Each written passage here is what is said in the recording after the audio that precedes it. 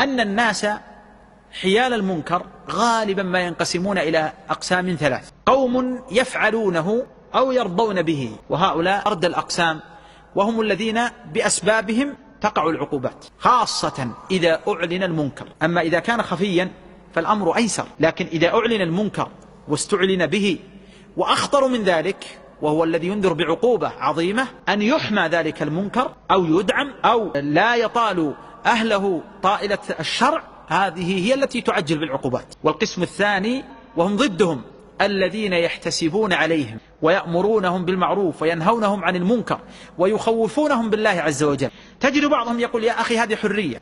هذه حرية، نعم حرية لو كان الأمر يخصك. لو أغلقت عليك بابك وشربت الخمر ما أحد جاء وكسر الباب وقال: لماذا تشرب الخمر؟ لو كانت القضية أغلقت عليك بابك وشاهدت ما شاهدت من معاصي الله في الفضائية أو في النت، ما أحد قال لك شيء، وإن كان هذا منكر يجب أن يترك. لكن الكلام على ماذا؟ على ذلك المنكر المستعلن الذي يموج في الناس موجان البحر، والذي ينتشر حتى يصطبغ به المجتمع وينشأ عليه أجيال. فإذا نشأ جيل وجاء أناس يريدون أن يردوا الناس إلى المربع الأول، إلى الأمر بالمعروف والنهي عن المنكر، إلى الشريعة، إلى الفطرة، قال ذلك المجتمع الذي نشأ على هذا المنكر واستمرأه: إيش هذا؟